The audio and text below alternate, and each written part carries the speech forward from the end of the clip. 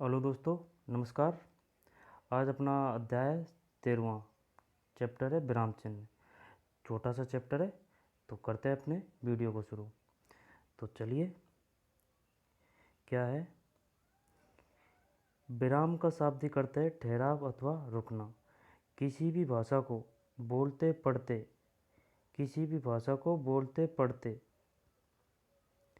लिखते समय किसी कथन को समझाने के लिए अथवा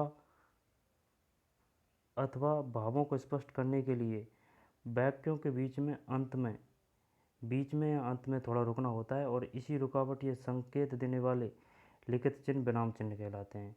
विराम चिन्हों के प्रयोग से भावों को आसानी से समझा जा सकता है भावों को, और भाषा में स्पष्टता आती है। यदि उचित स्थान पर इनका प्रयोग न किया जाए तो अर्थ का अनर्थ हो जाता है। जैसे रोको मत जाने दो, रोको मत जाने दो, रोको मत जाने दो, यानी कि रोको मत जाने दो, रोको मत जाने दो। ठीक है।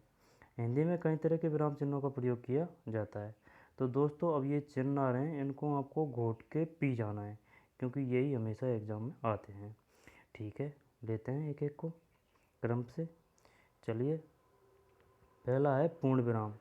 पूर्ण विराम दोस्तों ऐसे होता है, देखिए ये पूर्ण विराम है, ये पूर्ण विराम हो गया। अर्धविराम, अर्धविराम जैसे कि ये अर्धविराम है, ये बिंदी और इसके बाद में ये कॉमा सा होता है ना, जो जैसे कि ये बिंदी और ये पूर्ण विराम होता है। आगे आ जाएंगे, कोई दिक्कत नहीं है। इसके बाद में होता है अल्प विराम। अल्प विराम ये होता है, ये अल्प विराम, ये होता है अल्प विराम। ठीक है। अल्प विराम प्रश्न सूचक को सभी जानते हो। प्रश्न सूचक क्या है? प्रश्न सूचक ये हो गया। विषय सूचक, यहाँ पर विषय बोधक, विस्मय बोधक, दुख में हंसी में जो आता है, जैसे कि ये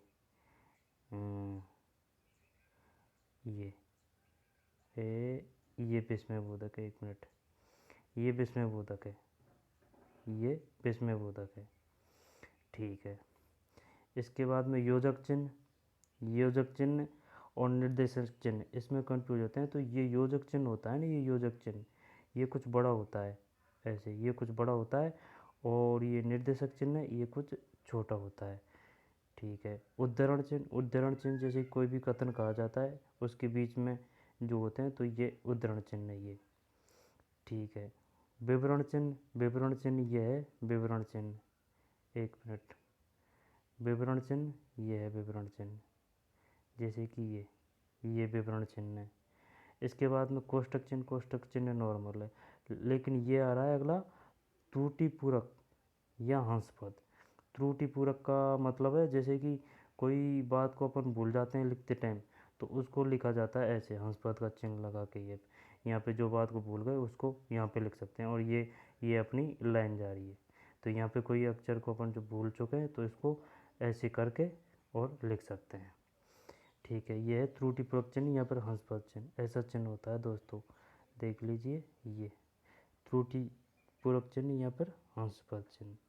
ठीक है। संक्षेप या लाघव चिन्ह इसको सब जानते हैं, ये होता है डॉट लगा देते हैं, जैसे doctor, doctor, doctor, Bhimrao Ambedkar, या फिर कोई भी शब्द है उसको छोटा करने के लिए। ये संक्षेप या लाघव चिन्ह। अब आ जाइए एक एक पे। पूर्ण विराम चिन्ह, पूर्ण विराम का प्रयोग वाक्य पूरा होने पर किया जाता है। जहाँ प्रश्न पूछा जाता हो उसे छोड़कर हर प्रकार के वाक्यों के अंत में इसका प्रयोग होता है। दोबारा से देखिए, पूर्ण विराम का प्रयोग वाक्य पूरा होने पर किया जाता है। जहाँ प्रश्न पूछा जाता हो उसे छोड़कर, जहाँ प्रश्न पूछा जाता हो उसे छोड़कर अंत में इसका प्रयोग होता है। यानी कि पूर्ण विराम का प्रयोग वाक्य पूरे होने पर किया जाता है। जहाँ प्रश्न पूछा जाता हो उसे छोड़कर, यानी प्रश्नवाचक चिन्ह के अलावा और सभी जगह आ जाता है इसका प्रयोग, वह है पूर्ण विराम। ठीक है ना, वाक्य पूरा होने के बाद में किया जाता है इसका प्रयोग। आगे चलिए, जैसे सुबह का समय था, तो ये लास्ट में हो रहा है।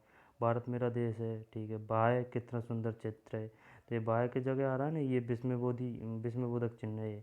लेकिन जो लास्ट में आ रहा है ना, ये एक मिनट, ये जो लास्ट में आ रहा है ना, ये है के बाद में ये पूर्ण विराम है। अर्धविराम, अर्धविराम ये होता है, बता दिया आपको मैंने, ये अर्धविराम होता है।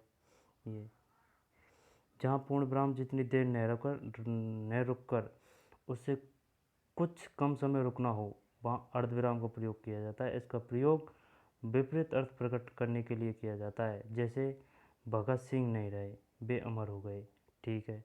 यानी कि जहाँ पूर्ण विराम जितनी देर न रुककर उससे कुछ समय रुकना हो, वहाँ अर्धविराम का प्रयोग किया जाता है। इसका प्रयोग विपरीत अर्थ प्रकट करने के लिए किया जाता है, जैसे कि भगत सिंह नहीं रहे, तो ये बीच में ये प्रयोग हो रहा है इसका, वे अमर हो गए।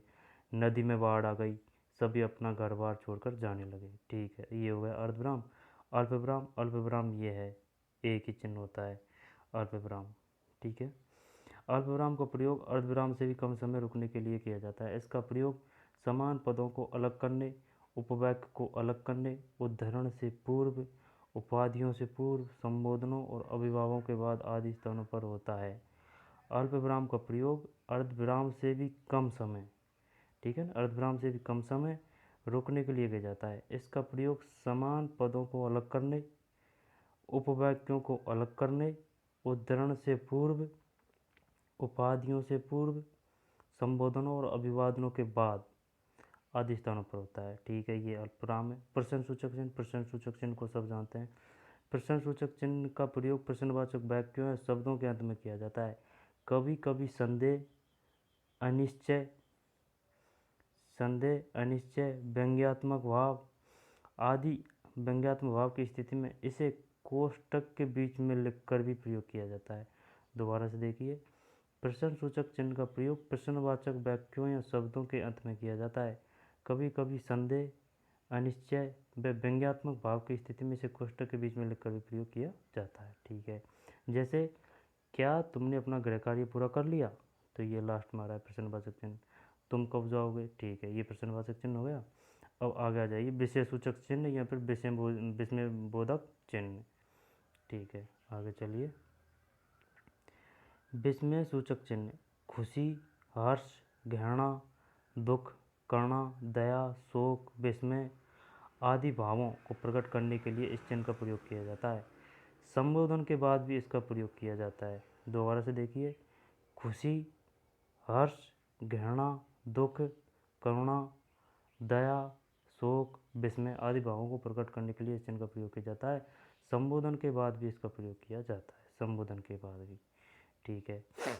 ये आ रहा है, भाय कितना सुंदर पक्षी है, खुशी हो रही है, तो ये भाय के बाद में हो रहा है ये विस्मयबोधि चिन्ह का। अरे तुम आ गए, आश्चर्य, आश्चर्य के रूप में भी इसका हो रहा है। ओहे, तुम्हारे साथ तो बहुत बुरा हुआ, तो ये दुख के भी, ठीक है ना। ये विस्मयबोधि सूचक है। तो ये विस्मयसूचक चिन्ह का कब प्रयोग होता है, खुशी, हर्ष, घृणा, दुख, करुणा, दया, शोक, विस्मय आदि भावों को प्रकट करने के लिए, ठीक है। आगे आ जाइए, योजक चिन्ह, योजक चिन्ह, ठीक है ना।